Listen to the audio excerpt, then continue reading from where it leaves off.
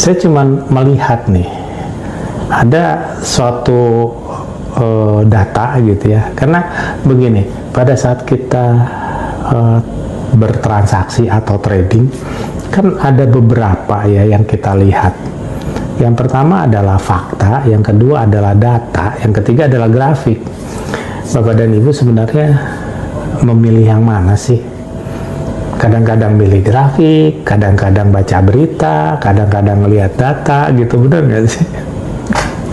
Nah, kalau ini sampai terjadi dan berulang-ulang, akhirnya ada suatu apa ya, kalau saya bilang gampangnya itu sederhananya ya, ada keraguan gitu, takut di dalam trading. Kenapa? Karena nggak, banyak sekali pertanyaan yang akhirnya nggak terjawab gitu. Awalnya kita ngeliat grafik gitu loh, grafik naik kita ikutin, grafik turun kita ikutin, ternyata ujung-ujungnya kita loss juga. Akhirnya kita mulailah menjadi seorang fundamentalis, baca berita. Ternyata berita juga nggak semudah yang kita pikirkan. Harganya bisa gerak per menit pada saat berita ini terus berubah-ubah. Kadang-kadang kita nggak nyampe otak kita gitu ya. Nah, ujung-ujungnya akhirnya kita balik lagi ke data.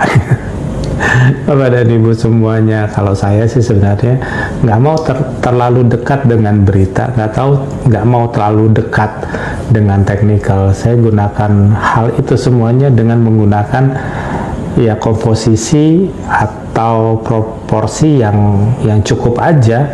Jangan terlalu dekat dengan berita, jangan terlalu dekat dengan data, jangan terlalu dekat dengan grafik. Kita ambil jalan tolnya, kita ambil jangka panjangnya, karena itu kalau menurut saya akan jauh lebih menarik ya, dan kita nggak deg-degan tradingnya. Oke, kita bahas satu persatu. Amerika Serikat ini kan ada yang aneh gitu ya, bukan aneh ya, biasa aja sih sebenarnya, tapi lebih gampang ya. Ini ada suatu black swan menurut saya, ada angsa hitam di situ. Tapi saya akan menerangkan satu sudut pandang yang sedikit menurut saya ini menarik gitu ya. Akhir-akhir ini atau pada minggu-minggu ini Amerika Serikat mengeluarkan obligasi senilai 620 miliar US dollar. So, Bapak dan Ibu semuanya, kalau kita hitung 620 miliar US dollar itu sekitar 9.000 triliun rupiah. Gede banget ya. Nah, ini menarik sih kalau menurut saya. Kenapa menariknya? Ini masalahnya bisa jadi nggak laku gitu, tapi kan bukan masalah laku atau nggak laku, nih masalah obligasi. Ini masalah obligasi itu adalah ada lembaga keuangan yang butuh terhadap obligasi Amerika Serikat. Karena kita udah tahu ya, The Fed ini kan sekarang sudah mulai nyaman dengan angka inflasi yang di level 3% gitu ya. Dan kita udah tahu nih angka inflasinya dia 3,3%. Sementara imbal hasil obligasinya yang 10 tahun itu 4,3. Lah kalau 4,3 dikurangi 3,3 itu kan cuma 1%. Iya, nggak menarik lah sebenarnya. Jadi artinya untuk saat ini itu tidak, menurut saya ya, bukan waktunya untuk membeli obligasi Amerika Serikat.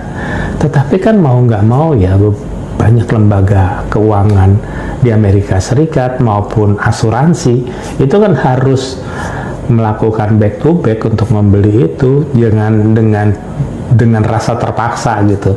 Karena logikanya begini bos, kalau misalnya The Fed membiarkan saja gitu ya, misal santai aja dengan melihat angka inflasi yang cukup tinggi gitu ya, dari 3% ke 5%, lalu obligasinya cuma 4,3, ya kan rugi dong.